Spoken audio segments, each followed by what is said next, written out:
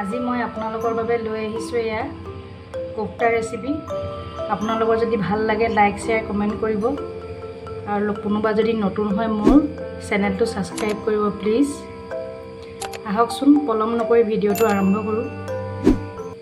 প্ৰথমে মই এটা বাতিলৈ এয়া চয়াবিনখিনি ঢালি দিছোঁ আৰু অলপমান এয়া গৰম পানী দিছোঁ।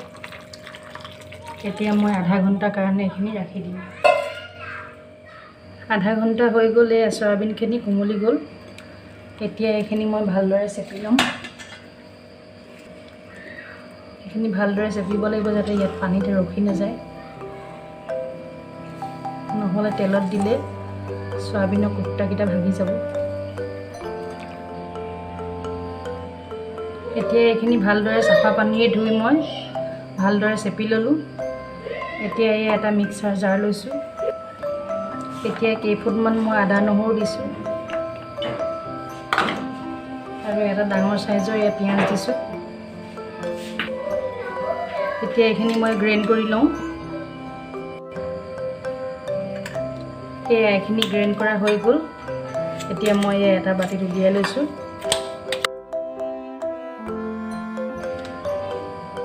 এতিয়া মই সোৱাদ অনুসৰি অলপ নিমখ দিছোঁ।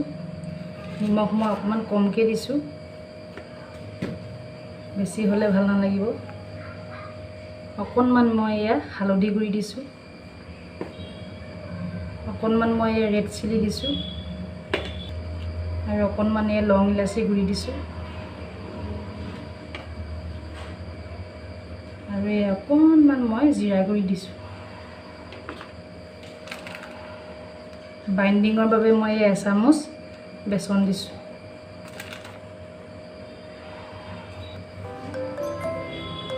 এতিয়া এইখিনি মই ভালদৰে মোহাৰি মিক্স কৰি ল'ম।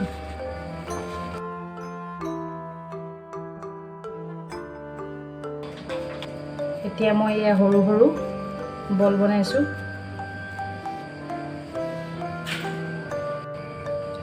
মোৰ কোফ্তাৰ বলকেইটা ৰেডি হৈ গ'ল।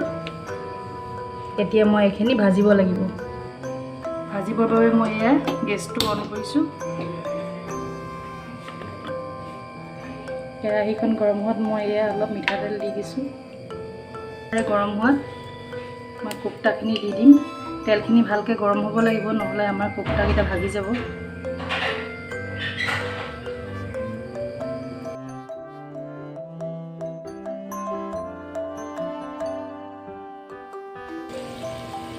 চয়াবিনৰ কোফ্তা বনাওঁতে এটা কথা ভালদৰে মন কৰিব লাগে, যাতে আমাৰ তেলখিনি ভালদৰে গৰম হয় আৰু আমি যেতিয়া চয়াবিনখিনি চেপি দিছিলোঁ পানীখিনি, তেতিয়া যদি পানী থাকি যায় তেলত দিলে আমাৰ কোফ্তাকেইটা ভাগি যাব। আৰু যদি ভালদৰে চেপি দিয়া হয় তেতিয়া আমাৰ কোফ্তাকেইটা কেতিয়াও নাভাঙে। সেয়ে চাওকচোন মোৰ কোফ্তাকেইটা কিমান ধুনীয়া হৈছে। সেয়া মোৰ কোফ্তাকেইটা হৈ গ'ল। এতিয়া মই এইকেইটা নমাই দিম। এয়া মোৰ কোফ্তাকেইটা খাবৰ বাবে ৰেডি হৈ গ'ল।